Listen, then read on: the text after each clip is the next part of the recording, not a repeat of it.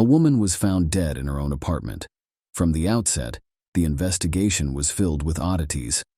The most significant lead was a bite mark left on the victim by the assailant. The chilling truth remained hidden for over 2 decades. When it finally came to light, it stirred considerable shock and disapproval given its unexpected nature. Welcome to A to Z Crime Stories. Before we start, don't forget to like this video and subscribe for more. Sherry Rasmussen was born on February 7, 1957, in the state of Washington. She grew up in a large and friendly family with 2 sisters, and loving later. They moved to the city of Tucson, Arizona, where Sherry attended the local school. She was an excellent student and even finished elementary school a year ahead of her peers. Sherry completed the entire 7th grade program on summer vacation by herself. After graduating from high school in 1973, she enrolled in a California college where her older sister was already studying. In her first year, Sherry decided to pursue a medical education and become a nurse, for which she had to take additional courses at another institution. After graduating from college in 1975, Sherry decided to get a master's degree at the University of California, Los Angeles, and also worked there as a nurse to pay for her education.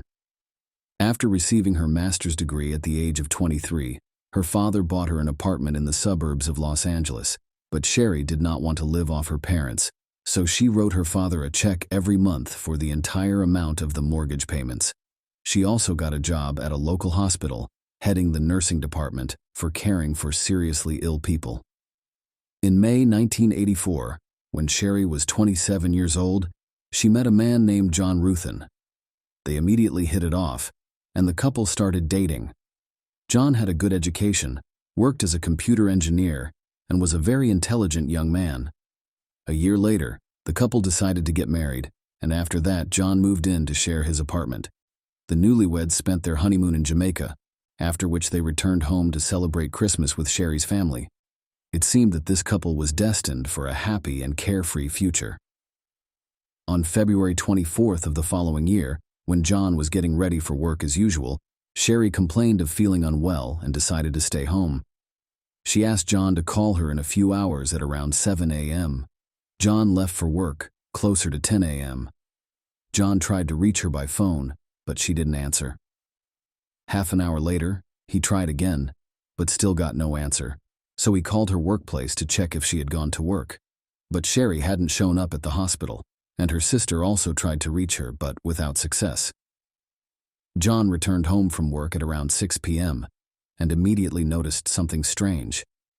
The garage door was open, even though he had closed it in the morning, and Sherry's car was missing. Therefore, he first thought that she had gone somewhere. As he approached the garage, he saw a lot of broken glass and immediately discovered its source. There was a small balcony above the garage with a glass door that had been smashed. He entered the house through the garage and, to his horror, found Sherry there. Was lying on the floor, her body badly disfigured.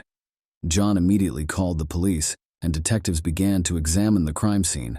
In all the rooms, there was complete chaos. Broken vases, overturned furniture, and scattered items. A bloody handprint was found on the wall next to the alarm button. Apparently, the victim tried to reach it but failed, in addition to extensive bruises and wounds. Experts noticed a human bite mark on Sherry's wrist. Apart from all of the above, the marks on her hands indicated that the attacker tied up the victim. Before untying her, the cause of death was 3 close-range gunshot wounds.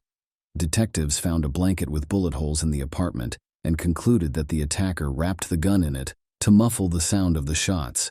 Detectives immediately concluded that there was a prolonged struggle between the attacker and Sherry. This was evidenced by the amount of scattered and broken items throughout the apartment, as well as a bloody mark next to the alarm button. The lead investigator quickly concluded that they were dealing with a failed robbery. According to his opinion, at least 2 criminals broke into Sherry's apartment, but they didn't expect her to be home. A struggle ensued between them, and Sherry fought for her life until the end. Several facts supported the robbery version. First, Sherry's car disappeared from the garage. Second, someone had placed the stereo equipment and player next to the staircase leading to the second floor. According to the police, the robbers wanted to take them and leave, but after the scuffle and murder, they fled the scene. However, there were some dubious moments in this version. First, the police did not find any signs of forced entry, which meant that either Sherry let the criminals in herself or they had a key. Second, the perpetrators did not touch absolutely all the valuable items, including the jewelry box standing in plain sight. Detectives interviewed all of Sherry's neighbors, but it didn't yield any new leads. Some residents heard the sounds of a struggle but not gunshots. They also didn't see anyone entering the woman's apartment. Experts took blood samples and fingerprints from the house, but they couldn't conduct DNA analysis. In 1985, the lead investigator also took a piece of cotton and soaked it in the trace of the bite on Sherry's body. He hoped that the attacker's saliva could be left behind, and eventually, experts could use this clue to catch the killer. After a thorough search of the apartment, detectives learned one interesting fact. It turned out that the criminals took only one thing: Sherry and John's marriage certificate. Strange, and also raised suspicions about the man himself, but his alibi was unquestionable. John was at work until the evening, and he simply couldn't have committed this crime. He also told the police about the disappearance of this document. Detectives were unable to find an explanation for this strange fact. After a week and a half, they found Sherry's car in a parking lot 4 kilometers from her apartment. It was unlocked, and the keys were in the ignition.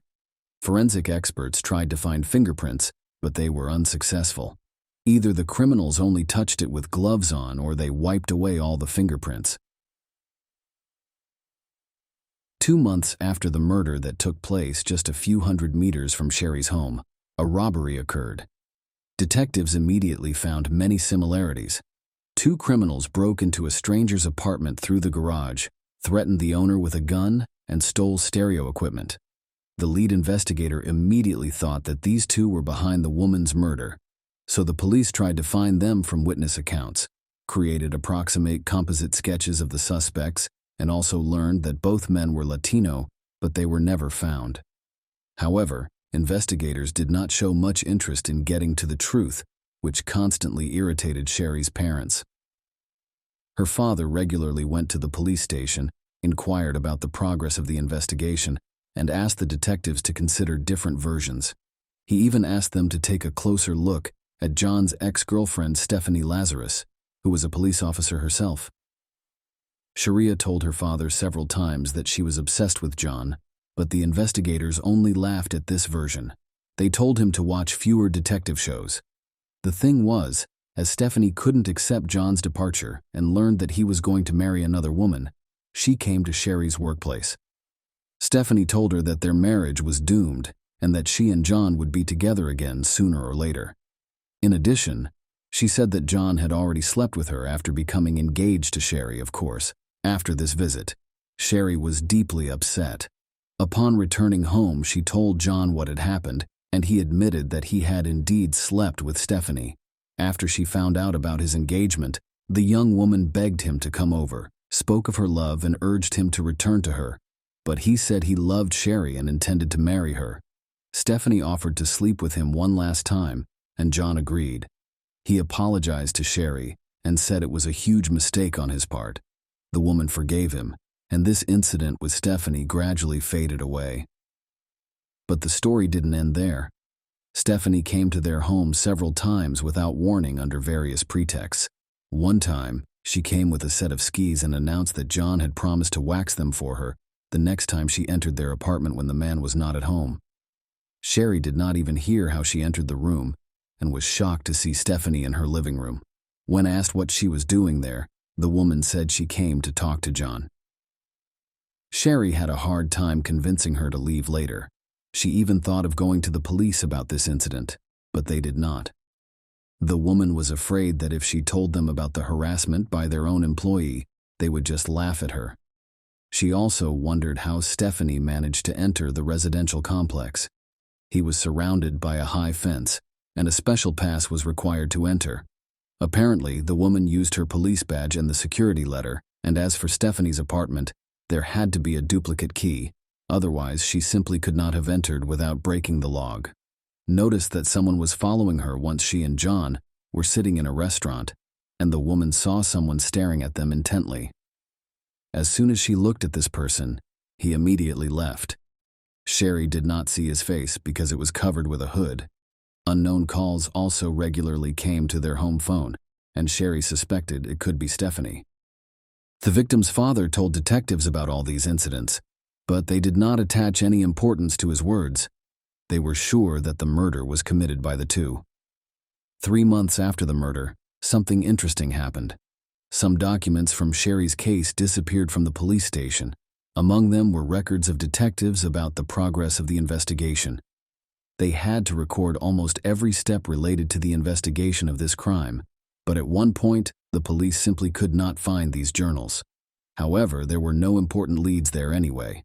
Since then, the case has been hanging for years, and detectives did not show much. Desire to look for new leads. Despite constant pressure from Sherry's parents, 8 months after the murder, Sherry's father offered a reward of $10,000 for any information that would help find the perpetrator. A year later, he held a press conference where he again promised a reward for information, but in both cases, it yielded no results. 7 years later, the lead investigator on the case retired, and the victim's father decided to meet with his successor, hoping that he would take his job more seriously. Seriously? Additionally, it was 1993, and DNA analysis technology was already being actively used by the police to solve crimes. Sherry's father asked the detective to perform such an analysis and even offered to fully pay for it. However, the detective stated that it was pointless since they did not have a single suspect with whom to compare the obtained DNA profile. Meanwhile, John started a new family, but at some point he reunited with Stephanie. They planned to go to Hawaii together, but something unusual happened before that. The man called the detective and asked if they had any new evidence indicating Stephanie's involvement in the murder. Apparently, he himself suspected that the woman might have done something like that. But all these years, he was afraid to talk about it, although this did not prevent him from sleeping with her again. As for Stephanie herself, she was quickly climbing the career ladder in the police department. She received higher ranks twice, became Detective of the Year, and had an impeccable reputation. She also married another police officer, but this did not prevent her from regularly sleeping with John. In 2001, a separate unit was formed in Los Angeles to work on unsolved murders. They were given Sherry's case along with thousands of similar cases, and the detectives began sorting through them gradually. They briefly studied each case, trying to understand which ones had the greatest chance of being solved. For example, murders without any clues were pushed to the end of the queue, and cases with DNA samples of possible suspects were marked as the most promising. Sherry's murder made it onto this list because among the evidence was a piece of content that could have contained the perpetrator's saliva. Left after a bite 2 years later, detectives picked up the case and sent all available evidence to the laboratory.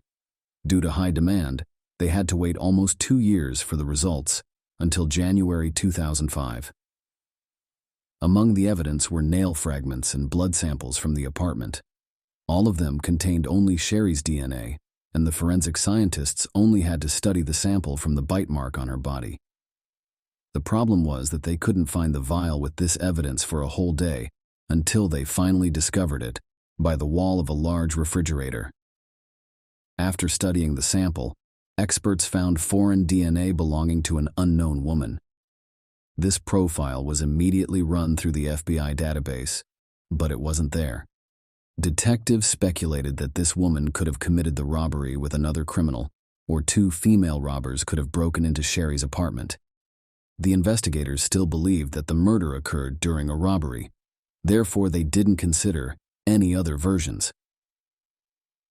After they failed to find any new leads in this direction, the case was put on hold.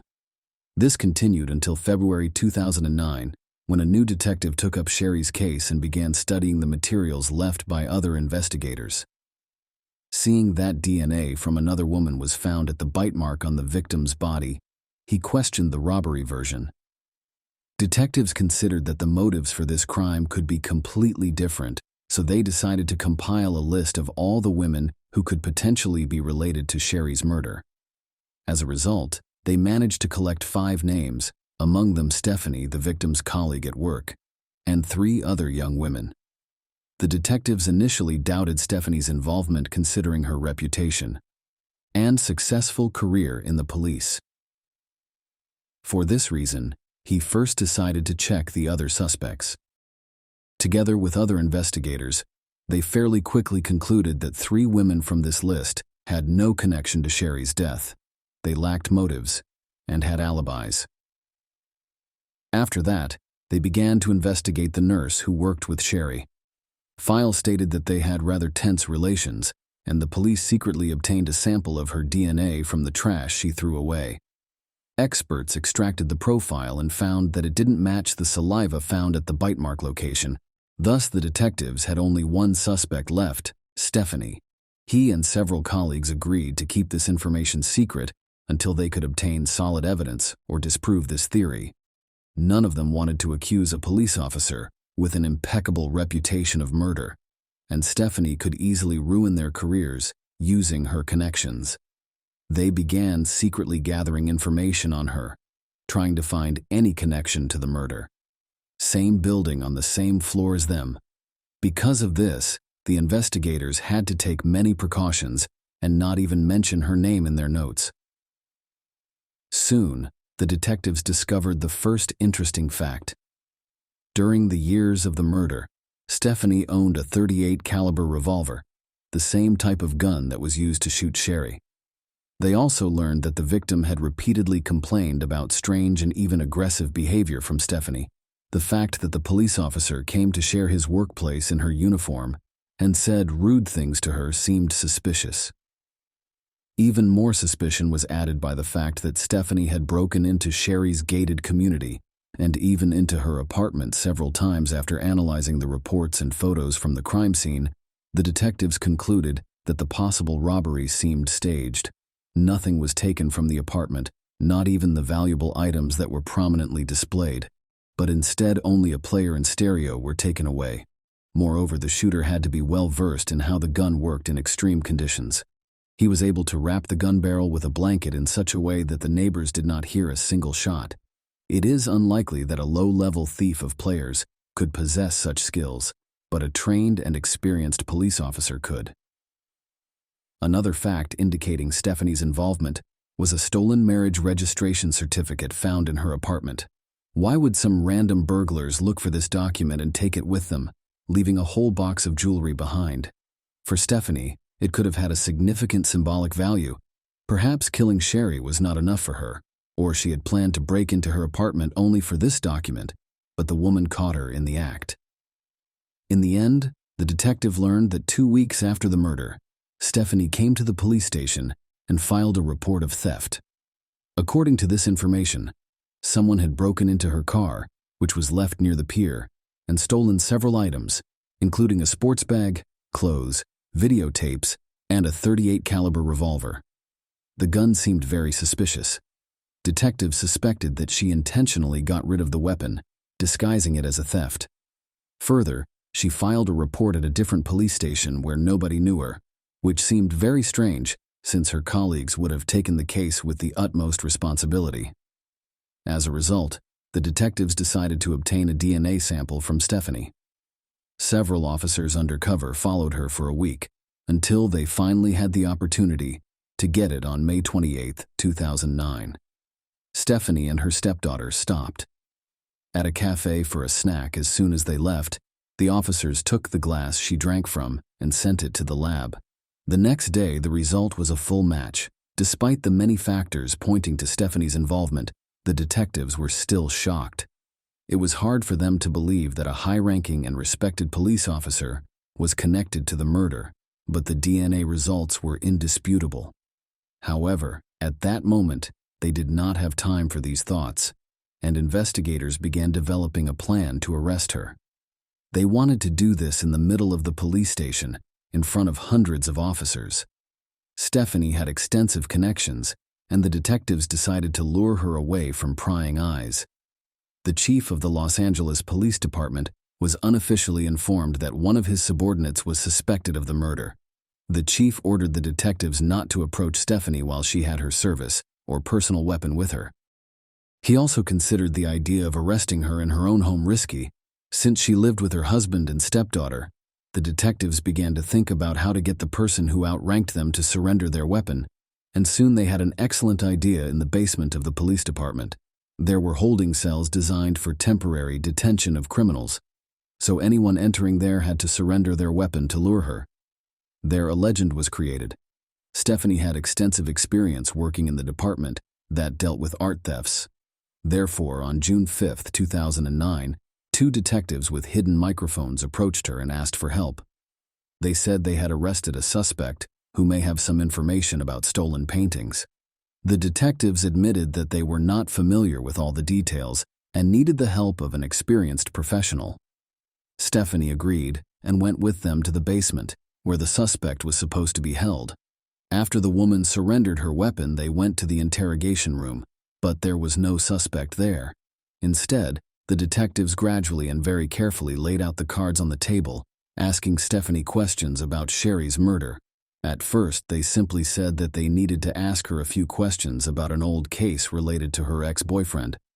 Over the course of an hour, they smoothly led the dialogue to a discussion of the murder itself. But Stephanie said that she hardly remembered Sherry, as it was all a long time ago. Finally, the detectives announced that they had obtained the killer's DNA and asked Stephanie to provide her DNA sample for comparison. At that point, the woman immediately said that she was not going to give her DNA, refused to talk further without a lawyer, and decided to leave. The detectives let her go, but several policemen with handcuffs were waiting for Stephanie at the end of the corridor. 23 years after the murder, the woman was arrested. Considering Stephanie's vast police experience, all attempts to talk to her during interrogations led to no results. She knew the situation perfectly. There was DNA evidence against her found at the bite mark on the victim's body, and it was extremely difficult to dispute this evidence. Her involvement, and insisted on her innocence. As a result, the detectives had no choice but to prepare documents for the transfer to court over the next few years. Stephanie was held in a woman's prison until the first hearings began in 2012. It took the police 3 years to basically rebuild the case from scratch because their predecessors blindly believed in a failed robbery. It was necessary to redo all the materials and focus specifically on Stephanie. At the trial, the woman continued to insist on her innocence. Her lawyer questioned the DNA test results and also pointed out that there were no suspicions against Stephanie during the initial investigation, but all these arguments turned out to be completely unconvincing. The prosecution believed that on that day, Stephanie waited for John to leave for work and entered Sherry's apartment.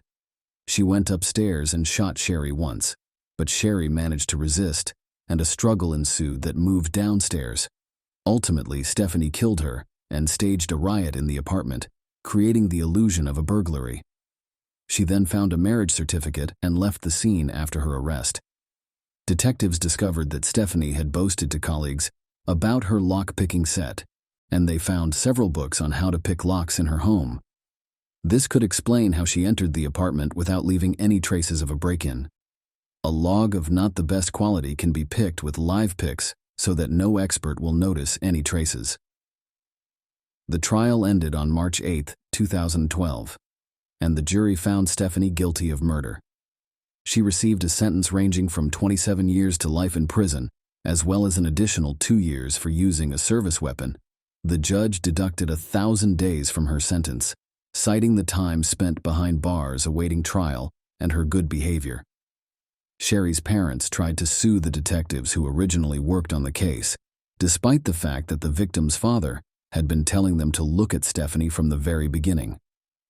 They ignored his words. This raises a reasonable question. Were they deliberately covering up their colleague, or did they really not believe? In her involvement in the first case, it would have been a serious crime, and in the second case, it would have been simple negligence and ignoring significant facts. Unfortunately, the statute of limitations had expired in this case, and the court refused to prosecute these police officers. As for Stephanie, she filed an appeal immediately after the trial, but it was quickly rejected. She still denies her guilt while behind bars. At present, she's 62 years old and can file a petition for early release only in 2039. Sherry's ex-husband John lost interest. In investigating her murder almost immediately after it happened, he started a new family, slept with Stephanie for a while, and later moved to another city.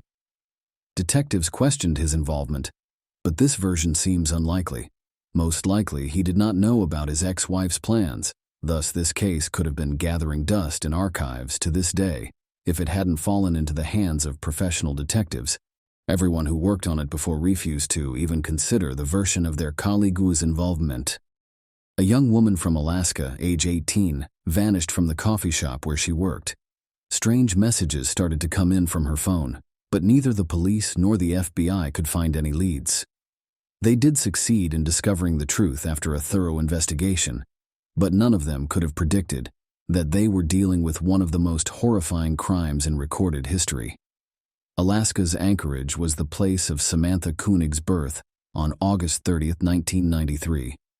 The state's largest city is distinguished by a measured, quiet way of life, a harsh environment, and a huge expanses bordered by snow-capped mountains.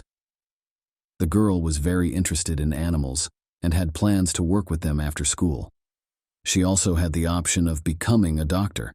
Samantha even entertained the idea of filling out an application to join the Navy as a nurse. In the beginning of 2012, she had part-time jobs at a Subway and a Harley-Davidson shop. When she was 18, she obtained a second part-time position at a downtown small-chain coffee shop. As for Samantha, she was thrilled about the chance. First of all, the task was not too difficult. She had to be by herself. Second, the entire operation of the business depended solely on her shift, but her boyfriend wasn't as excited about it. He tried to talk Samantha out of it because he was worried about her having to work through the night by herself, but in the end he agreed to it on the condition that he would pick her up after each shift. She reassured him that there were numerous cameras in the coffee shop and that there was a panic button for the police. Despite being in the middle of nowhere, the area around the coffee shop was relatively empty, much like Anchorage as a whole. Because of the low population density, empty streets can be seen even in the downtown area. Samantha had to put in a lot of work during the hours of darkness, because Alaska's winters have a limited amount of daylight.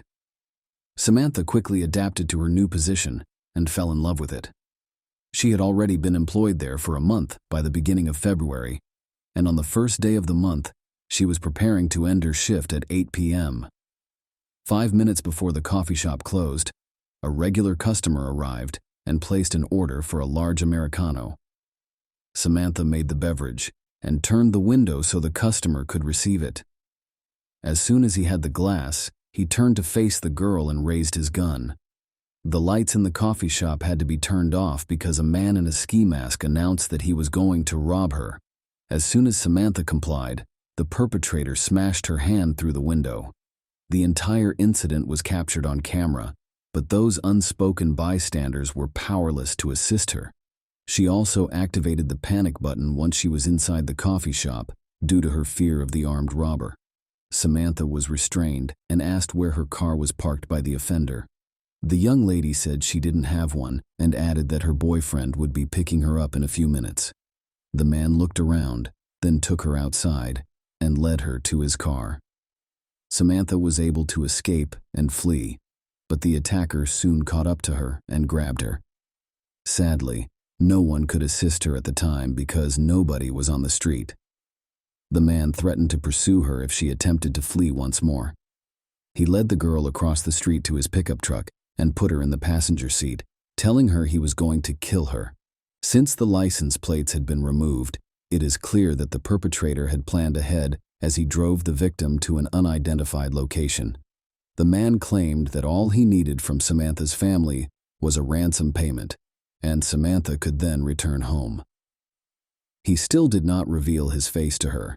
He had been wearing a ski mask the entire time. The young lady pleaded with him to let her go, and disclosed that her family was not wealthy. But the kidnapper was unreceptive. He once questioned Samantha about where her phone was. The perpetrator became incensed when the young woman replied that she had left it in a coffee shop. He returned to the coffee shop to get the phone because he needed it for his ransom scheme, and using it, he sent 2 messages to Samantha's boss and her boyfriend. The abductor wrote in them that the young woman was exhausted and would spend a few days with friends while Samantha was in captivity. The kidnapper texted, took the battery out of the phone, and got back in his pickup truck. The young woman was taken to an unspecified location that resembled a barn, where he instructed her to sit quietly. The man threatened to kill her if she tried to scream. He also mentioned that he had a police scanner and would be immediately alerted if she managed to call for assistance. Samantha's credit card was demanded, but things were not as straightforward as they seemed. The girl claimed to have a joint bank account. The man made the decision to steal the card because she was with her boyfriend and it was in his possession. He left Samantha alone and went to get the card after first learning the boyfriend's address and PIN number. He was told by the young woman that it was always in the man's car. Once there, the offender located the appropriate car and immediately began tormenting it. The man noticed it from the window at that precise moment and hurried outside, but it was too late. The kidnapper pulled out a card and bolted off quickly. He stopped at an ATM on the way back to go over the PIN code, then head back to Samantha's house. The young woman's family and boyfriend, meanwhile, were in a panic. Everyone knew that Samantha had suffered a terrible loss, but at the time no one made the connection between the credit card theft and the young woman's disappearance. The guy didn't even think that Nightfall could have any connection at all between the 2 incidents. The police were contacted by Samantha's family, and they started looking for. They looked at the coffee shop's security footage as soon as they could, and they saw her being kidnapped right away. The FBI became involved shortly after, but they turned up no solid leads. No information that could be used to identify the kidnapper was captured on camera, indicating that he had clearly planned out the kidnapping thoroughly. While Samantha was missing, the young woman's family raised the $41,000 they had pledged in exchange for information on her whereabouts with the assistance of concerned individuals. The parents were always there, being interviewed by regional TV stations and pleading for any information regarding the whereabouts of their daughter. Flyers featuring Samantha's image and details of the reward circulated throughout Anchorage, but as the days went by, the police never uncovered a single crucial witness. Desperate for information, the detectives checked on everyone Samantha knew, including her boyfriend and family members, but they soon found that none of them had any connection to the kidnapping. February 24th marked the end of almost a month. Samantha's partner was given a new message from her phone number stating that Albert's picture is under Connor Parkside. Isn't she adorable? As soon as they realized it was about the neighborhood dog park, Connors, the investigators, and the young woman's family went there. They eventually discovered where the kidnapper had gone. There was a booth in the park with various flyers, one of which featured a picture of a dead dog by the name of Albert. The detectives found a plastic bag under the flyer that the pet's owners had placed on the stand to bid their pet farewell. They discovered a Polaroid picture when they opened it, of Samantha with a newspaper from February 13, and the typewritten letter in which the kidnapper demanded that $30,000 be deposited into her bank account can be seen in the background. If these demands were not met, he threatened to murder the young woman. The FBI and the police came up with a strategy right away that would enable them to apprehend this considerate criminal. In order to force the kidnapper to frequent the ATMs, they instructed the father of the young woman to top up the card gradually, deposited $5,000, and a short while later, that cash was taken out of an ATM in Anchorage. Even though the kidnapper was caught on camera, the detectives were unable to apprehend him. The man had a hat, hooded glasses, and what looked like a fake mustache and beard. He couldn't have been identified based on the picture.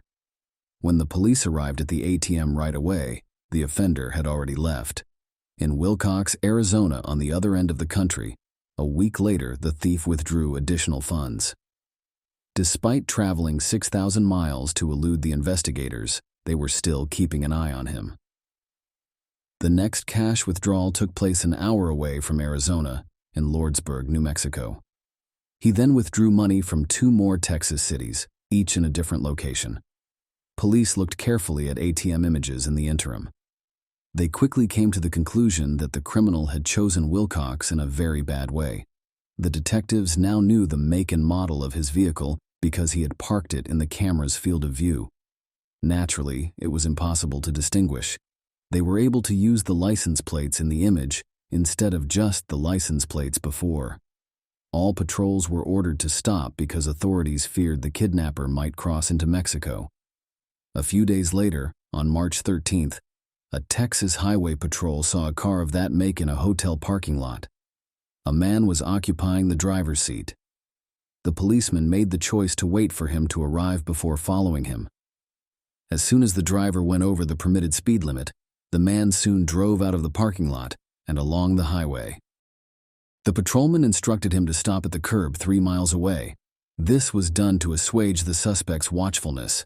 The patrolman pretended that this was a minor infraction, but if a dangerous criminal is behind the wheel, he may be armed and ready to fight back. Israel Keys, an Anchorage resident who was 34 years old, was identified as the driver of the white Ford. The police officer decided to search his car after being alerted and making a backup call. As a result, Samantha's mobile phone and her, along with a gun, a fake mustache, a fake beard, and dark glasses, they also discovered the boyfriend's bank card in the vehicle.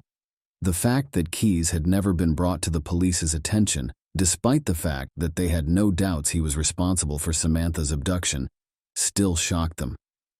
The man lived with his girlfriend and daughter, aged 10, ran a successful small construction business, and had a completely clean criminal record. Among his friends, he was regarded and trusted. Some employees of the Anchorage prosecutor's office even made use of him. The location of Samantha Gainey, who was being questioned, however, was a concern for everyone. Keys was remarkably composed. He laughed a lot and made jokes. The FBI agents continued their conversation in his manner, and eventually he admitted what he had done. He claimed he had been preparing to rob this coffee shop for a number of days. He had no idea if he would kidnap the employee in advance. He also established 2 rules that he broke. He was never supposed to look for victims close to his house and was never supposed to transport them in his car.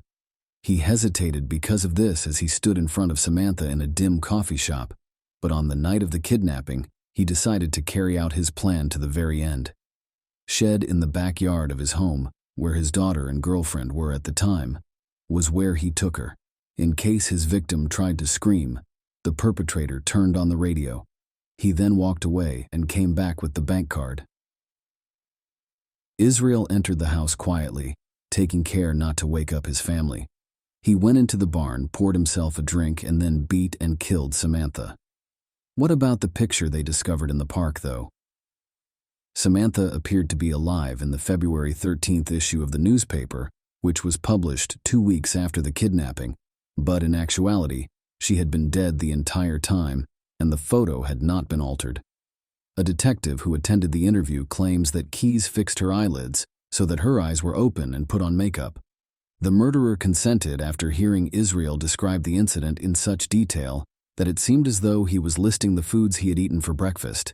Tell everything as long as the interrogation's confessional section is kept confidential. Only a few dozen yards from his daughter's bedroom, he killed Samantha because he did not want his daughter to hear everything. The morning after the murder, the detectives already believed Kia's tale was about to come to a close, but that was just the beginning. Israel and his family left the city of New Orleans for a sea cruise. Tickets had been reserved in advance, and the murderer was fully aware that he was carrying out this crime. As a result, he had to hide the body just hours before leaving, so that no one would find it. By leaving it in the same barn, Keys took the easy route. The body quickly froze because it was extremely cold outside. 2 weeks later, when Keys got home, he wrote a ransom note on a typewriter and took a photo with a newspaper. He cut the body into pieces after that and went to a small lake. He cut holes in the ice for the body parts bags and additional weights, 40 minutes outside the acreage using a chainsaw. Having said that, Manick took up ice fishing. To recover those bags from the bottom, police divers had to work for 10 hours. Detectives also discovered that Keyes used the same white Ford Focus rental car to travel between ATMs across different states. He once experienced a problem and went to one of the dealerships to get the car fixed. Unexpectedly, that woman was crucial in identifying the offender. Before the breakdown, the car was captured on an ATM camera, and all the police were searching for that specific make and model. Focus because at the time they lacked any other suitable vehicles. He would not have been stopped if the circumstances had been different. In the end, Keyes admitted under questioning that Samantha was not his first victim, which the detectives had already surmised. The perpetrator had agreed to tell them about all the crimes he had committed in return for 2 demands.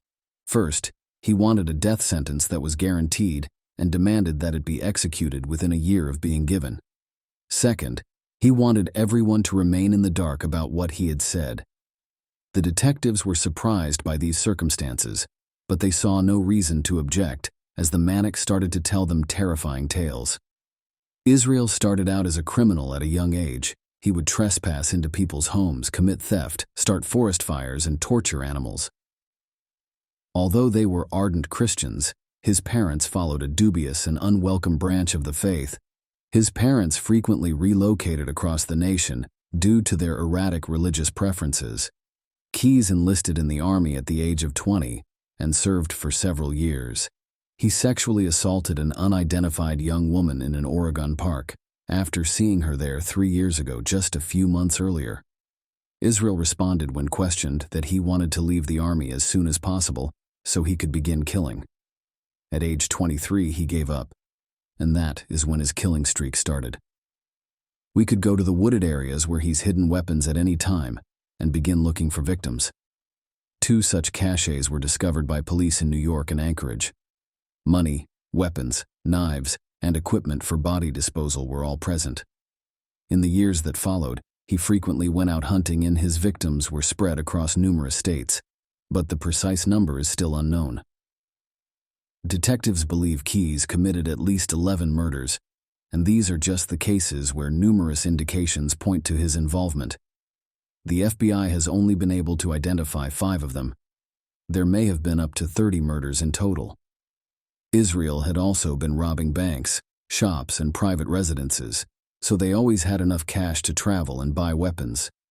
After questioning, his hiding places were found, and it was discovered that he had a sizable cash reserve. Despite all of this, the man has never been arrested, save for one instance during all of the interrogations when he denied any involvement, but the detectives did not accept his denial. Julie Harris, a 12-year-old girl, vanished on March 3, 1996. At the time, Israel Keyes, then 16 years old, resided in the after a witness discovered Julie near Keyes just before she vanished. The same neighborhood police began to suspect him. The girl's remains were not discovered in the river until a year later, and Samantha's killer eluded capture during questioning after her death. Keyes denied being involved, but again, investigators were hesitant to believe him because they lacked concrete evidence from their conversation with FBI agents. Israel acknowledged that he had been a lifelong student of serial killers and that his hero was the maniac and Ted Bundy aspired to be like him. He proudly recalled how he was able to lead 2 entirely different lives and expressed no remorse for his victims. He was a decent family man and businessman on the one hand, and an inhuman killer on the other. The fact that Keyes asked the detectives to keep the specifics of his crimes from his daughter was the only thing that suggested a feeling. Additionally, he claimed that his own daughter was the reason he had never killed a child or another person. They were all forced to admit that Israel was a very thoughtful man who had made only one error in his entire string of crimes, as they could not demonstrate otherwise. He was supposed to confess all of his crimes to the investigators, but that never happened. Keyes committed suicide in his cell 9 months after his arrest, despite the fact that FBI agents had questioned him for hundreds of hours up to that point, most of which he had withheld from them. Under the bed in his cell, 11 drawings of skulls were discovered. It's possible that each one of the drawings represented the victim, The image wasn't released until 2020. Israel Keyes is therefore one of the craziest, most violent maniacs.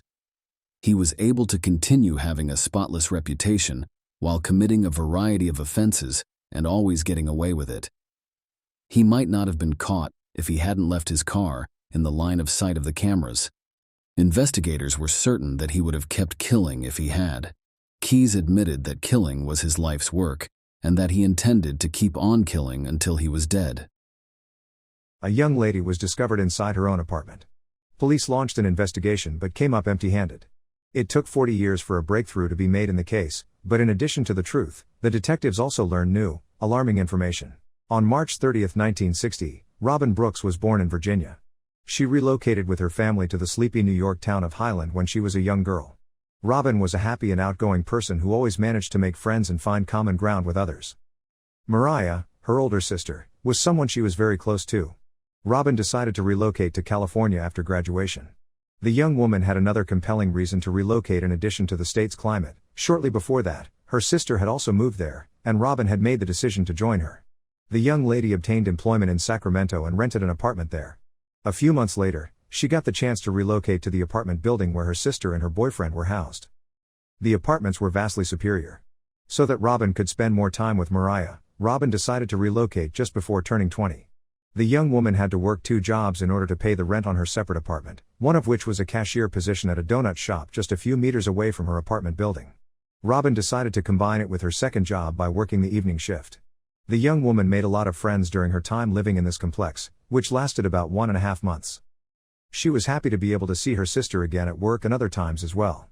At the donut shop on April 24, 1980, Robin was scheduled to begin her shift at 4 p.m., but to the surprise of her co-workers, she never arrived. She never missed her shifts while she was employed there, and she frequently arrived even earlier than expected, so this was very odd. After waiting for several hours, one of the workers made the decision to visit Robin's apartment. Only one person answered the door when the co-worker knocked on it. Observation and reaction: he returned this door and informed them that the young woman was not responding after making several unsuccessful attempts. Because of this, Robin's co-workers were very worried because they believed that if something had happened to her, she would have called to explain why she couldn't come to work. She had made friends with every employee in the brief time she had worked there, and they were all genuinely concerned about her. They thought about contacting the police, but quickly realized that they wouldn't look for. One of them came up with an unconventional solution after Robin missed a shift at work. He offered to open the door to her apartment and see how she was doing. He and his co-workers went to her house, remained at the door for a while, and then made the decision to break in. When they were successful, they witnessed a startling scene. In the living room, where Robin was lying on her water bed, blood was all over the place. As soon as her co-workers called the police, officers arrived. Confirmed the young lady's demise. She appeared to have suffered numerous stab wounds from an unidentified attacker who attacked her with a knife and repeatedly pierced the water mattress, causing its contents to spill onto the floor. Police determined after investigating the crime scene that there were no indications of a break-in before Robin's co-workers opened the entrance door. They assumed that the killer entered the apartment through a window because the back door was also locked from the inside. Soon, forensic specialists discovered proof of. According to this theory, medical examiners were able to establish the victim's sexual assault through the discovery of fingerprints on the windowsill and obtain the offender's biological material. Additionally, there are minute amounts of blood in the apartment that do not match Robin's blood type. Blood samples were sent to a lab after detectives determined that the attacker had cut himself during the attack. Unfortunately, they were unable to use this evidence because DNA analysis was not available in the 1980s. Investigators started speaking with the victim's friends, starting with her co-workers, claimed that the young woman had finished her shift the day before at midnight and gone home. She was acting normally, laughing, and in a good mood. Nothing seemed out of the ordinary. That particular day, Robin mentioned to her co-workers that she had washed her bedding before leaving for work and was unsure if it would dry in time for her return. Detectives deduced that the victim's apartment's bed wasn't made. Shortly after she got home, the murderer attacked her. Her sister also made a worrying report. Robin mentioned that she was being followed by a man a few days before she passed away. She didn't give any information that could be used to identify him, but she did say that he had frequented her store and acted in an odd way in an effort to win her favor. Robin did not take it seriously because he had not done anything to make her fear for her safety. Due to a lack of information, the police were unable to identify this individual. They talked to the victim's neighbors and continued their investigation without any leads. None of them had heard any screams or sounds of struggle that night. The victim was not being visited by anyone unfamiliar, according to the neighbors. Investigators also discovered that Robin did not go straight home from work that evening, Rather, she spent some time at a party with her friends before laughing. Her friends reported that she went home alone, and that there were no disputes or unusual circumstances at the party. After speaking with everyone present, the police came to the conclusion that they were most likely not responsible for her murder. The investigators ultimately came to a standstill because they had no viable suspects.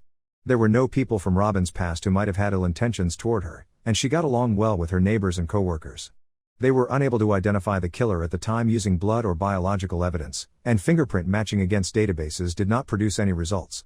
Authorities thought that the murderer, he was the regular customer that Robin had mentioned. The victim was allegedly followed from her place of employment to her residence, where he allegedly learned her precise address. The following day, while she was waiting at the store, he broke into her apartment through a window. He attacked her, brutalized her, killed her, and then fled when Robin arrived home. The investigation went on for a while despite the complete lack of evidence before it eventually came to a standstill.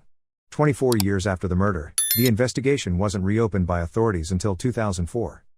Detectives hoped that the widespread use of DNA analysis at the time would enable them to catch the murderer.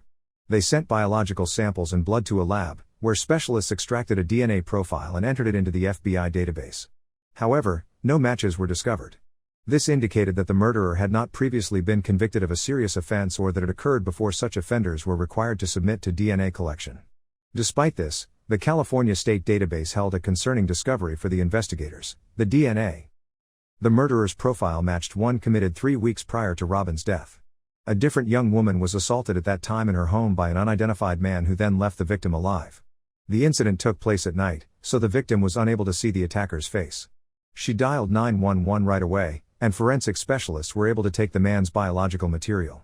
Detectives searched for fresh leads in this case to finally pin down Robin's killer, but they were all unsuccessful. Investigators were left periodically checking the DNA profile against databases in case the murderer was taken into custody, but they were fruitless, and eventually the case went cold once more. His DNA was added to that view. Until 2017, when detectives learned about a novel technique called DNA phenotyping, this continued. In essence, geneticists examine a DNA sample and, using their interpretation of the results, sketch a rough portrait of the suspect. This approach is not exact and is more of an additional police guideline. Investigators can closely examine similar suspects or cross someone off the list with the aid of such a portrait. Detectives contacted Paraben Nano Labs, which carried out such research, and soon they had a rough sketch of the murderer. He turned out to be a man of African descent, but among all the individuals who even remotely resembled him, investigators were unable to identify anyone similar. 2 portraits were created by Paraben Nano Labs, one depicting the suspect's potential appearance in 1980 and the other in 2016. Both pictures were released to the media in an effort to generate more leads. The family of Robin made the decision to offer a $10,000 reward for any information about this person that could lead to his discovery in the hopes of finally learning the truth. Numerous tips were given to the police, but they all proved fruitless. They were still unable to determine who the actual criminal was. However, the detectives and Robin's family weren't going to give up. This murder case was added to the list of unsolved slayings in 2020.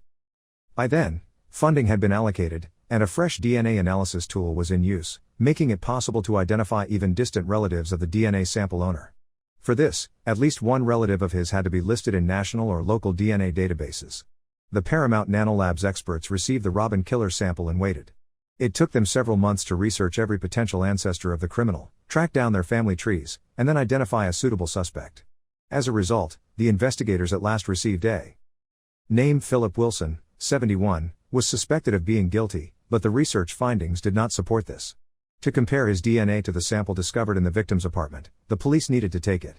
They discovered this man's address and started keeping an eye on him. Given that a person is not required by law to provide a DNA sample, the police must use some deception. They frequently try to obtain something the suspect has had contact with. An example of this would be a water bottle or cigarette butt. Investigators also took the same actions in Wilson's case. They obtained something containing his DNA and sent it to the lab, where scientists discovered a perfect match. They identified the suspected murderer 4 decades later, and on February 24 of that year, he was taken into custody. Although the man claimed he had nothing to do with the murder, the evidence was against him. His fingerprints were also taken by the police because they coincided with those on the victim's windowsill. The investigators examined his biography. I discovered a lot of fascinating information around the time Robin was killed. The 31-year-old man resided a short distance from her complex. In addition, Wilson frequently stopped by the victim's place of employment, a donut shop. The police's initial theory that the murderer was the same enigmatic stalker who had bothered the young woman at work was supported by this information. The lack of the man's DNA and fingerprints in the databases was explained by the fact that he had no significant criminal history. Following his arrest, the trial's preparations got underway, but they took a long time. Years passed before the process started, and it wasn't until 2022 that Wilson and his attorneys prepared a new defense theory, according to which Philip and Robin had a consensual relationship that night. After the man went home, someone else broke into the girl's apartment and killed her. Regarding the suspect's blood that was discovered at the crime scene, Wilson's attorney insisted that he had been hurt at work and that it had become infected while he was at Robin's house. The prosecution gave this version some thought. Absurdity of events. First of all, the victim was not involved in a romantic relationship with anyone. Additionally, Wilson was most likely the strange man the victim complained about stalking her at work. There was no understanding between them, and the young woman found his actions and persistence to be infuriating. It would be strange to assume that Wilson left his biological material, blood, and fingerprint while the murderer left nothing at all, given that no other men's DNA traces were discovered in the victim's apartment. Furthermore, if we accept the suspect's lawyer, she had not made the bed, which was empty of bedding, prior to reaching out to him of her own free will. Wilson's defense also made an effort to implicate Maria's ex-boyfriend, who she was living with at the time, as a potential murderer. The man was not alive at the time of the trial, but the attorney attempted to persuade the jury otherwise by claiming that he was hostile, threatened Robin and her sister, and also broke into the victim's apartment, but nothing could be proven. Confirmed, so none of these claims significantly affected the legal system. Philip Wilson was consequently found guilty of murder. On his birthday, his sentence was revealed. The man was given a life sentence with no chance of release. He currently has a lot of health issues, so his time in jail won't likely be very long. The family of the victim thanked the detectives for concluding the investigation. Her sister acknowledged that she does indeed still feel guilty. Robin followed her to California. The man received no additional punishment for that crime because the statute of limitations had already passed. Detectives continue to ponder whether Wilson had any additional victims. Typically, criminals who carry out such heinous acts and wait a few weeks before stopping don't stop and keep hurting people. Wilson might not have intended to kill Robin, he may have just broken into her apartment and assaulted her, but she was able to see and recognize him because he had previously visited her store.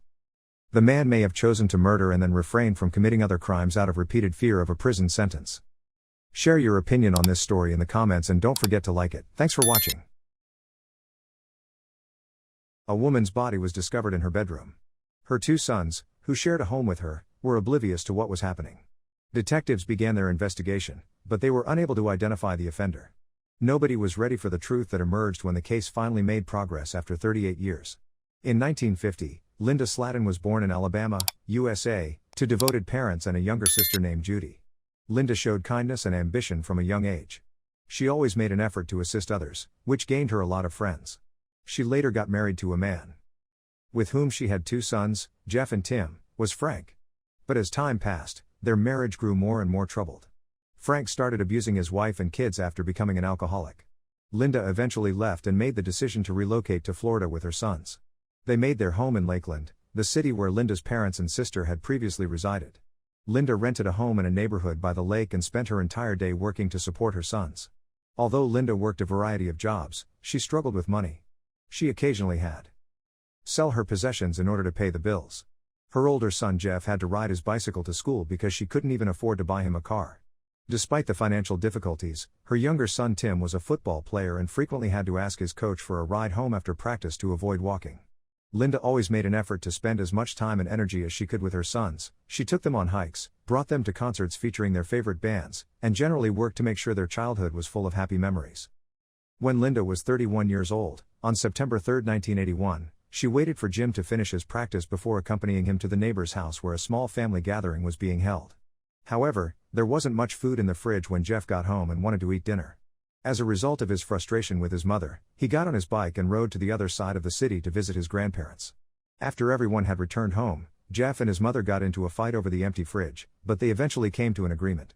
The following morning, Linda's sister, who also lived in the building, went to her home to extend an invitation for a cup of coffee. When Linda didn't answer the door when she knocked, she assumed that she had left. The woman noticed the bedroom window was open as she turned around and prepared to leave. When she got close, she peered inside and saw Linda sprawled out on the bed. The woman screamed immediately after that and ran to the neighbors to ask them to call the police.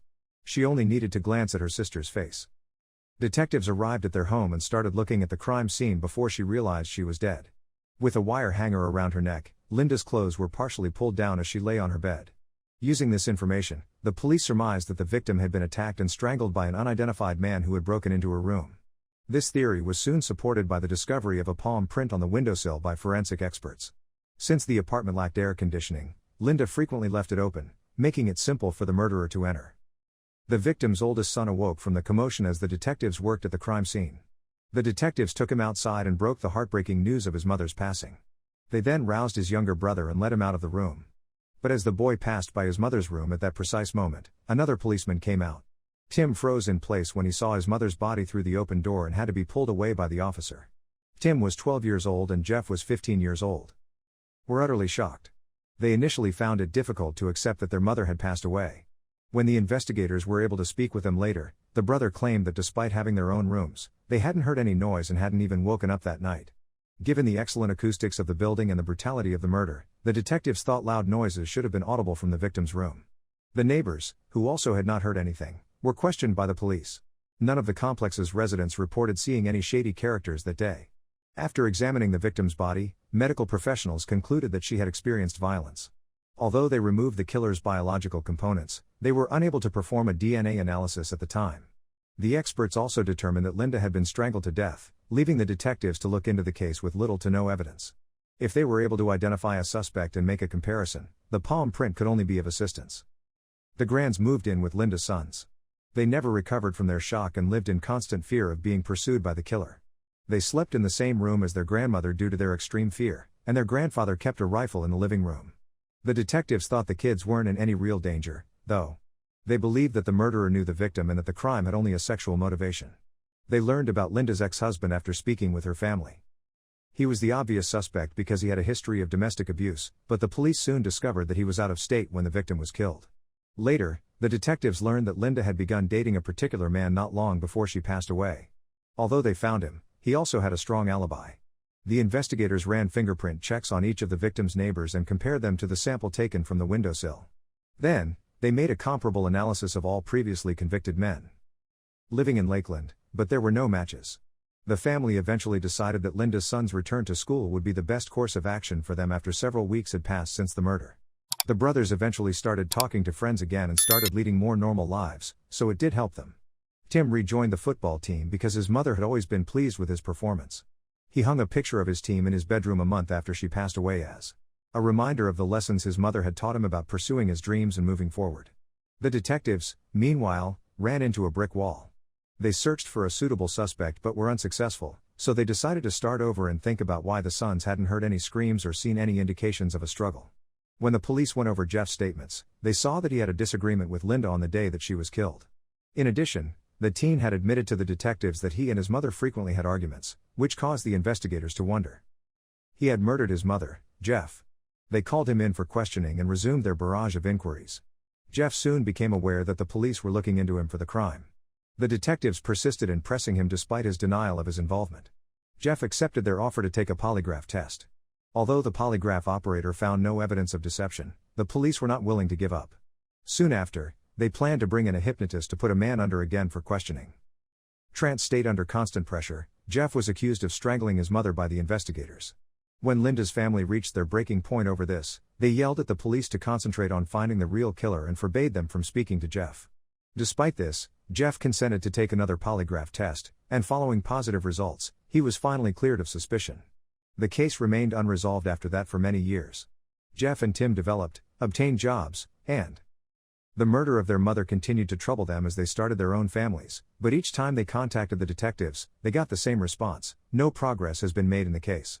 Professionals took a DNA sample from the victim's biological material in March 1999.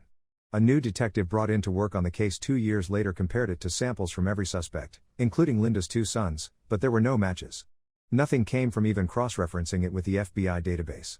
Jeff had a meeting with this detective when they were aware that they had known each other for a long time. The men were discovered to frequently bowl together with shared friends. During their conversation, the detective assured Jeff that he would crack the case no matter what.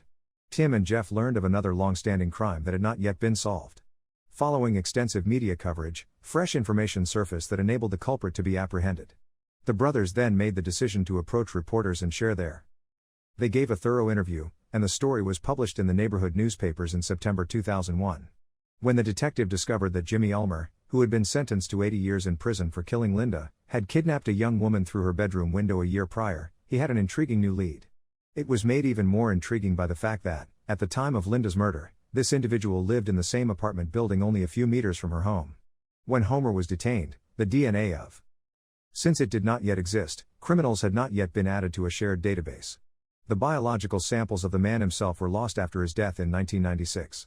However, when the detective got in touch with the offender's mother, she gave the experts access to a number of personal items from which the sample could be obtained. Sadly, it did not match the killer's DNA, but the detective was not prepared to give up despite the setback. He kept looking for new suspects and repeatedly requested that the FBI run the killer's DNA sample through all. Kept in touch with Linda's sons and used the databases that were available. Sadly, he had health issues in 2015, which made him retire despite his vow to see the case through to the end. At that point, Jeff and Tim had all but given up hope of ever catching the person who had killed their mother. A new hope, however, surfaced in 2019 when C.C. Moore, a well-known authority on genetic ancestry, accepted the case. She collected the murderer's DNA sample, uploaded it to open databases, and started looking for any matches. Typically, these databases can even assist in locating the DNA owner's most distant relatives, who may be spread out across the globe and not even be aware of one another's existence. It is possible to trace their family tree using this information and identify shared ancestors. After all this laborious work, filter out thousands of relatives and identify the DNA owner. One family that was present in the area at the time of the murder was identified by Moore. She came to the conclusion that he was very likely the murderer because there was only one member of that family who met all the criteria. The detectives knew as soon as they heard his name that they had come across him in previous reports. Tim's football coach, Joseph Clinton Mills, frequently gave him a ride home from practice. He was never listed as a suspect, but the police had taken a statement over the incident in 1981, so he had left Tim at home that day and was calling because of it. At the time, none of the detectives even gave Mills' potential role as the murderer any thought.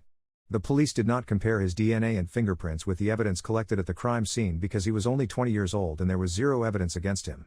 The detectives decided to wait before telling Jeff and Tim about this finding. They needed to confirm that Mills was really responsible for killing their mother. They discovered after reading his biography that when Mills was detained in 1984 on suspicion of forging a will, his fingerprints were taken, and they are still preserved in a paper archive today. They were a perfect match when experts compared them to the fingerprints discovered on the victim's window sill. They identified the likely murderer at last after 38 years. The detectives then proceeded to the last step, which involved taking a DNA sample from Mills and comparing it with the biological material from the victim's body. They learned the man was still alive. The same residence as in 1981. 58 years old, married, with a small business, kids, and grandchildren, Mills was now. For several weeks, the detectives kept an eye on him in an effort to find something that contained his DNA. It might have been a bottle, a coffee cup, a cigarette butt, etc. However, they were never given the chance, so the police made the decision to covertly take his trash. They gave the bag to the lab, where specialists soon discovered something that contained his DNA. The results for Mills' DNA were quick to come in. The detectives then met with their sons to update them on the case's development. Both of them were astounded, but Tim found it much harder to accept. He couldn't believe that the man who had murdered his mother turned out to be his football coach. Tim respected and looked up to Mills, and even after the murder, Mills still gave Tim rides home from practice. He was constantly applauded by the man, who also inquired about any obstacles. Tim's old bedroom featured a football team photo with the killer of his mother standing behind him. Tim had been following the developments in his mother's case for years. When Mills was detained in the same year, he maintained composure and didn't even inquire as to the charges against him. He denied any involvement when questioned about Linda's murder after being brought in for questioning. He claims to have dropped Tim off and then left. Although Mills insisted he had never been inside their home, the detectives were aware that this was a lie. Informed him of the DNA and fingerprint match, the suspect abruptly changed his account of what happened. As of late, Mills has maintained that Linda invited him to enter her bedroom through the window that evening for an intimate encounter. She then requested that he lightly choke her with a hanger, but Mills misjudged his strength and killed her. Given all the available information, the detectives of course didn't believe this story for a second. They had a much more logical theory based on the fact that Mills had. Tim was frequently given rides home. He had seen his mother and might have chosen her as a target. He dropped the boy off the evening of the murder, and he went right away with his mother to a party at the neighbor's house. The returned on foot, sneaking into Linda's bedroom through the window and hiding in the closet. Mills took advantage of the fact that no one would be at home in their house and drove away for a short distance. He waited in that same closet for several hours as everyone fell asleep. He assaulted the victim, then took a hanger and used it as a murder weapon before fleeing out the window. Charges for the murder were filed against Mills based on all the evidence, and the case was sent to court in the state of Florida. On February 9, 2022, Mills made the decision to reach a plea agreement with the prosecution in order to avoid the death penalty, which was a potential punishment for such a crime. He admitted to the murder, but according to the terms of the deal, he was not required to reveal the specifics of the. In the courtroom, Linda's sons expressed their displeasure with this fact. Tim yelled at his coach, demanding to know why he had taken his mother away from him, but the man remained silent, only looking down when given the chance to make a closing argument. "I'm a good person," Mills declared. "They are trying to portray me as something I'm not." The brothers were even more incensed by this, but in the end they were appreciative of the detectives for solving the case and catching the murderer. Mills was given a life sentence. Jeff and Tim made a promise to try to live honorable lives and devote themselves to their families after the verdict was announced, as that is what their mother would have wanted. Share your opinion on this story in the comments and don't forget to like it. Thanks for watching. It took 25 years to piece together this strange tale. After leaving a party, a student from American University vanished with no trace. Despite having a suspect since the beginning, the police were unable to establish his guilt. It wasn't until the podcast's creator dug up the horrific details of the case decades later that he alerted millions of people to it and forced the police to reopen their investigation. Kristen Smart moved to the United States with her parents after being born on February 20, 1977, in Augsburg, Germany. At a young age, the family moved to Stockton, California, with a brother and sister. Her parents had a daycare center for kids of American military personnel. In 1996, Kristen entered California Polytechnic University after receiving her high school diploma. She worked as a lifeguard at the campus recreation center in her free time. A large birthday celebration for one of the students was held at the fraternity house on May 25, 1996. When her friends decided against going, Kristen went to the fraternity house by herself. The event took place in typical American student fashion. A sizable group enjoyed themselves that evening by drinking, dancing, and listening to music. Two other students, Tim Davis and Cheryl Anderson, who had both been at the party, saw Kristen on the street and decided to walk her home after she overindulged and felt bad. At around 2 in the morning, Kristen went to her dorm because she could hardly walk by herself. Paul Flores, a fellow student who had also attended the party, joined them after a while and offered to walk Kristen to her dorm because he himself had not yet arrived. Lived closest to Cheryl and Tim bid them farewell before departing because they had to go in the opposite direction. Since then, nobody had seen Kristen alive. Her disappearance was not initially given much thought. Margarita Campos, Christine's roommate, was the first to express concern. After the party, she was certain that her friend would head back home, but she never did. The fact that Christine's belongings, including her wallet, bank card, and passport, were still in her room and she couldn't just pick them up and leave added to her anxiety. After the young woman vanished, Marguerite did not alert campus police until 2 days later. Campus police apparently didn't take her roommate's claim seriously, despite the fact that she apparently hoped up until the very last moment that Kristen was okay and would go home. It was the previous weekend, and the day before was the United States official Day of Remembrance, which honors fallen American service members. The fact that Kristen had left all of her valuables and important papers in the dorm did not cause any concern for the local police. They simply assumed that she had gone home. Separately, the distance between the university campus and Christine's hometown was 7 hours, making it too difficult to suddenly travel that far without money and identification, especially at night. A few days later, the neighborhood police made up their minds to report to work and called the parents of the young woman. The mother of Christine reported that her daughter had not called or visited the house in a while. The mother was alarmed by that call, and the parents went to the police. But even then, the police were reluctant to launch an inquiry. They claimed that since Christine had vanished not long ago, she might have been out with friends. The search didn't start until the 4th day after she vanished. First, but there were no results from the search. Paul Flores, who volunteered to accompany Chris to her dormitory door and was supposed to be the last person to see her, was the first person the police questioned. He told the investigators that after parting ways, SRI Kristen went to her dormitory and then to her house by herself. He allegedly went straight to bed after that, but this account quickly unraveled. Around 5 a.m., Paul's roommates observed him enter the bathroom, while he and Kristen parted ways after 2 a.m. The young man also had scratches on his knees and a black eye. When questioned by several people, he provided 3 different accounts of how he sustained all of these wounds. Despite the fact that Paul Flores seemed very suspicious,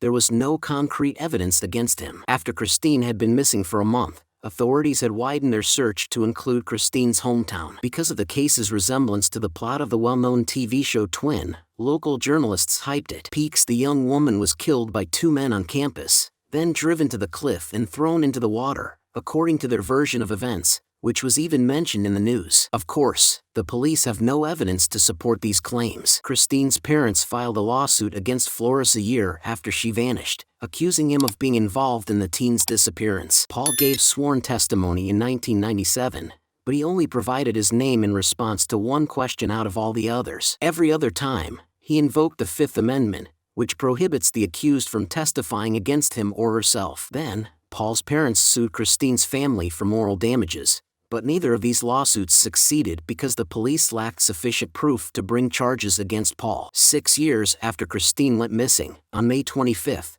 2002, the government declared her dead. They also made no progress toward cracking the case during that time. This continued until 2018, when Chris Lambert, a Californian, made the decision to launch his own podcast series on various crimes. He was 8 years old when Christine vanished, and he clearly recalled the spooky news report from that time. He made the decision to conduct his own investigation 22 years later and was shocked by how careless the police had been the entire time. Chris began by speaking with each of the witnesses to the incident. He discovered Paul Flores had a bad reputation from college students. Although the young man had repeatedly harassed female students, no official complaints were ever made. Chris further examined the police's actions and came to the following conclusion: that they had committed a number of serious mistakes. 2 months after the young woman vanished, the detectives did not show up at Ruben Flores, Paul's father. The police should have started an investigation into the residence right away, given that Paul was living with his father, but when they did show up to search it, they were very careless. The detectives failed to bring a forensic expert or a police canine trained to detect the smell of decay. The search was therefore essentially fruitless. The investigators also missed looking at the Flores family's 2 vehicles, one of which Paul might have used to transport Kristen from the campus to her father's home. One of the cars was sold, and the other was allegedly stolen a few months after the police visit. One of the key clues was hidden at Paul's mother's house, but the police never showed up there. 4 months after Kristen Smart vanished, Chris Lambert learned that Mary Lassiter, who had rented Paul's mother's home, had found a necklace link that was remarkably similar to the one Kristen was wearing. This necklace was also visible in photos that had been circulated throughout the city. Lassiter immediately took the evidence to the police, but they rejected it as evidence and later lost it entirely. The backyard at Paul's mother's house had always been concreted, but soon after the young woman vanished, a small piece of concrete was cut out, and a flower bed had been planted in that location. Mary Lassiter told Lambert an extremely unsettling tale every day since moving, and Mary had seen a very strange thing in the backyard of the house. Every day at the same time, at 4 a.m. and 4 p.m., I heard sounds emanating from that specific flower bed. She would hear a sound that resembled a wristwatch alarm, but it would soon stop, and it was probably the battery that had died. Christine's mother, Miss Smart, informed Chris that her daughter had set the alarm for 4:20 a.m. because she had to be at the recreation center for work at 5 that morning. Millions of people who listened to Lambert's podcast in 2019 were horrified by what they had heard, were affected by the police's carelessness and inaction. Even though there was a lot of circumstantial evidence, Chris' discovery shocked the audience even more. Since Paul Flores is still at large, the police have decided to reopen their inquiry into the disappearance of Kristen Smart. Investigators began by searching the homes and vehicles of the Flores family. When the unfortunate flower bed was finally dug up, no one was discovered inside. Even though there was no body, the experts were able to establish that on April 13, 2021, when Paul Flores and his father were detained, there were signs of human body decay in the ground. According to the investigation, Paul was charged with Christine's murder and his father was charged as an accessory. After Tim Davis and Cheryl Anderson left,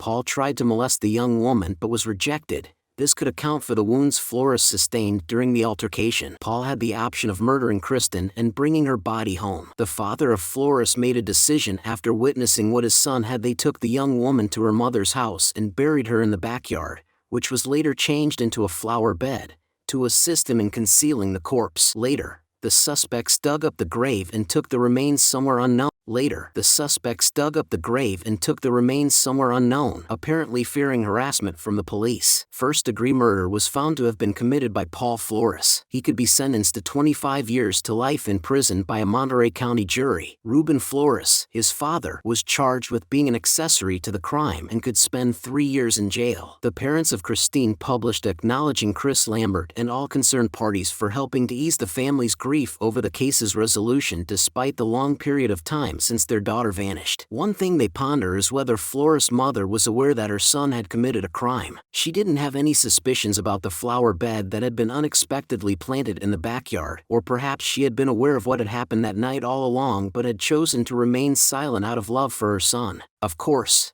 there would be some unanswered questions, but that didn't matter right now. Maybe someday Kristen Smart will discover the remains of the young woman. Share your opinion on this story in the comments and don't forget to like it. Thanks for watching. A young woman who worked at a jewelry store vanished during her lunch break without a trace.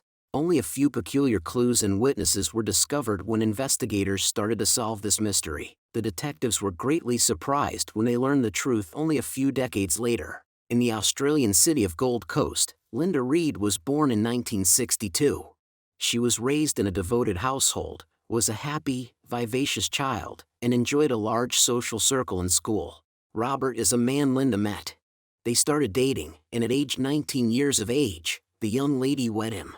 They envisioned building the home of their dreams and raising a sizable, sociable family. Not long after the wedding, the newlyweds got to work on this. To get the house built as soon as possible, they bought a piece of land and started saving a significant portion of their income for construction. The couple opted to live in a trailer in Robert's parents' backyard rather than pay rent. Linda obtained employment as a salesperson at a jewelry store, and she took a job at a big shopping mall and liked it right away. She connected with the team, and the decent pay helped her save for her dream house even more quickly. Due to the impending holidays, December 1983 was tense because there was a frenzy in the shops. Linda, who was 21 at the time, had to work harder than usual. There was no exception on December 13th. Linda worked hard from the start of her shift and didn't get a chance to take a break until 12 o'clock. She typically ate lunch in the same, but on that particular day, it didn't happen. Instead, they went to the mall and came back earlier than expected. Linda had never been late before the workday started, so her co-workers were very taken aback when she still did not arrive after her break at the scheduled time. It appeared as though she had simply made the decision to leave her ship. The young woman approached her job with the utmost responsibility, so her co-workers didn't think she could do it without telling them.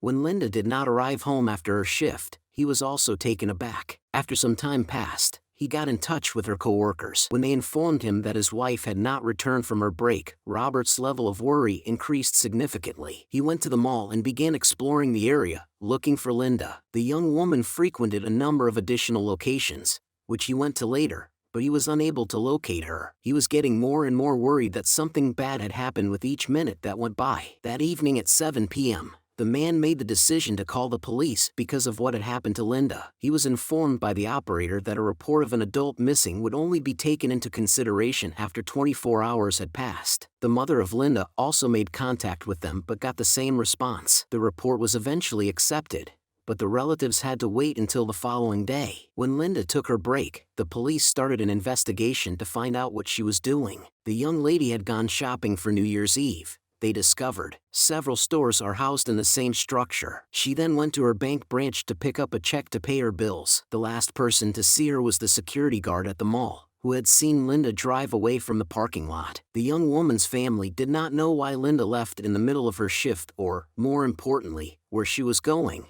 so the police were unable to find any additional information. The police started watching Robert while also issuing alerts for the young lady and her vehicle. Statistics show that husbands or Robert had a solid alibi. No other suspects were discovered, and according to everyone who knew Linda, she never had enemies and was generally a very positive person as investigators tried to find new leads. However, it was Robert's case. More men were more likely to commit crimes against their wives. It had been several days since Linda had vanished. On the third day, a report about an abandoned vehicle matching the description of the young woman's vehicle was given to the police. It was 20 kilometers from the shopping center in a suburban area. When the police arrived, they confirmed that the vehicle was Linda's. The car was parked next to some bushes on the side of the road. This region was largely undeveloped and covered in bushes and trees in the 1980s. The police discovered Christmas presents Linda had purchased prior to going missing inside the vehicle. The ignition key was present inside the salon, and the doors were not locked. An odd clue was also discovered by the police.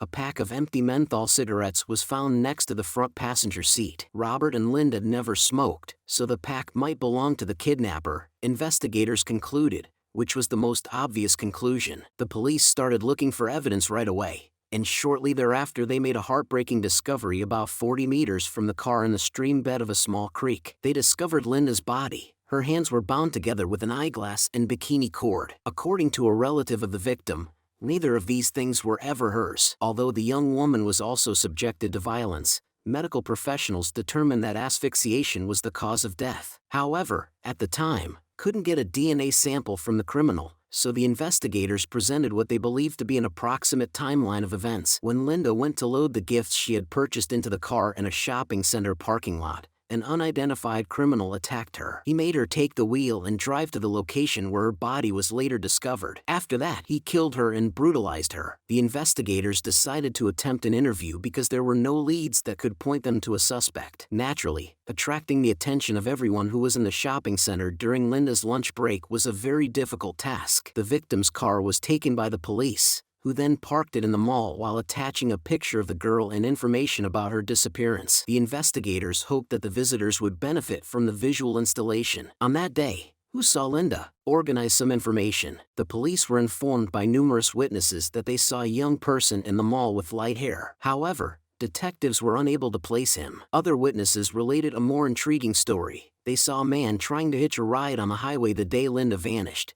less than a kilometer from where the victim's body was discovered. The van driver soon informed the police that he had picked up a man who was hitchhiking on the same day and in the same area as other witnesses had seen him. It got interesting at this point. According to the driver, the man was since an empty pack of menthol cigarettes was discovered in the victim's car. The man was seen smoking menthol cigarettes while holding the entire pack in his hand. As soon as this was discovered, forensic experts looked at the driver's van and discovered a fingerprint on the glass close to the passenger seat that did not resemble the owner's prints. Sadly, a comparison with current databases produced no findings. The driver's superficial description of the suspect did not match that of Prince, the owner, not assist in the man's capture by the police. The search for additional evidence came up empty, and the case's investigation was put on hold for several months. Not until 1985, when a prisoner in one of the state's prisons who was a police informant provided investigators with an intriguing tip, did a new lead come to light. Craig Andrew McConnell, who shared his cell with him, had told him that he had killed Linda Reed. Craig claims that Lyndon caught him and another man trying to steal a car from a shopping center's parking lot. The criminals kidnapped and killed her out of concern that she would recall their faces and call the police. The detectives were familiar with this name. Craig was a suspect in Linda's murder because he was serving 2 life sentences for killings that occurred in 1984, but the police were unable to establish a connection at the time. When they spoke to Craig in prison following the informant's tip, he insisted that he was not involved in the killing.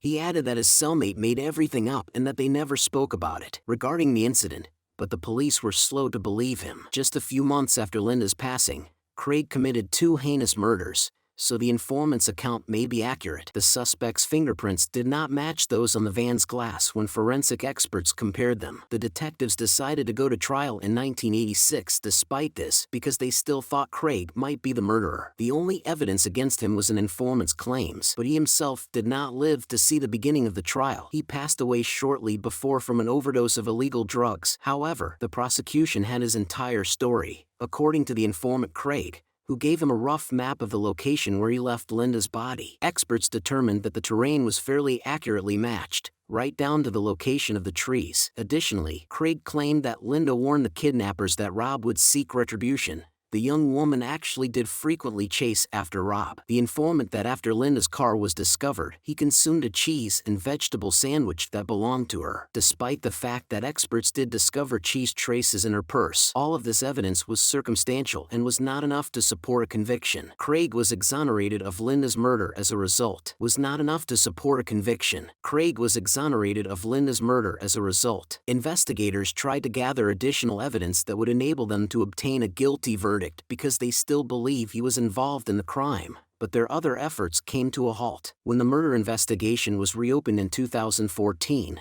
30 years after the original murder, the detectives decided to review the evidence. They gave samples of the fingerprints found on the van's glass to specialists who attempted to recreate them using cutting-edge technology. When they finally succeeded and entered the data into the database, the detectives discovered a match. Troy James O'Mara's fingerprints were found, and he was already serving a life sentence at the time Linda died. Year-old girl, and this crime's specifics were strikingly similar. When she got close to her car, his victim was coming from a store with purchases for her upcoming wedding. James coerced her to sit in the vehicle and then drove her to a remote location where he killed her after violently beating her and tying her hands. James was never considered a suspect in Linda's case and was not even on the police's radar despite this similarity. During the early stages of the investigation, the detectives remembered another fact. Several witnesses reported James, who was only 17 at the time, matched the description after seeing a fair-haired teenager in the mall's parking lot. Despite this, the police were determined to gather as much evidence as they could, and they were in for an interesting turn of events. Although it was no longer listed as evidence in the documents, it turned out that a DNA sample of the individual who had assaulted Linda had been kept at the warehouse during this time. It was almost by accident that the researchers found it,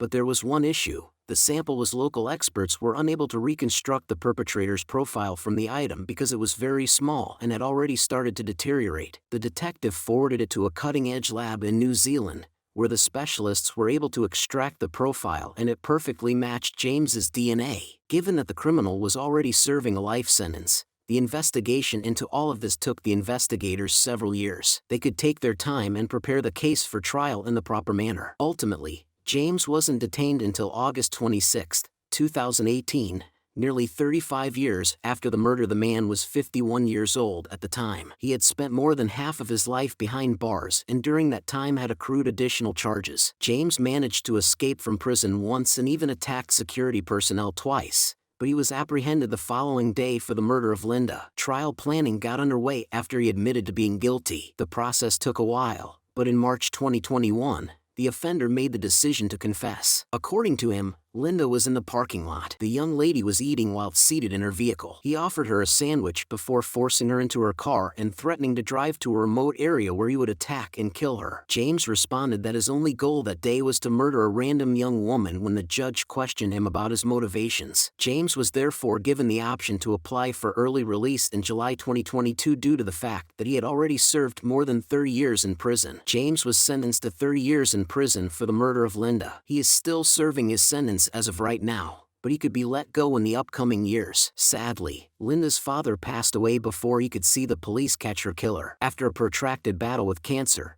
he passed away despite having spent decades wanting to know what happened to his daughter. Robert promised Linda that he would never remarry after his wife passed away because he loved her so much. At the trial, following the announcement of the verdict, he thanked the investigators and said that James had permanently deprived him of his family. The circumstances surrounding Craig and the informant story are murky. Be aware that the informant was a seasoned criminal himself and would have benefited greatly from aiding in the investigation. He might have lied to the police, and all the pertinent information about the case could have been found in the newspapers. Share your opinion on this story in the comments and don't forget to like it. Thanks for watching.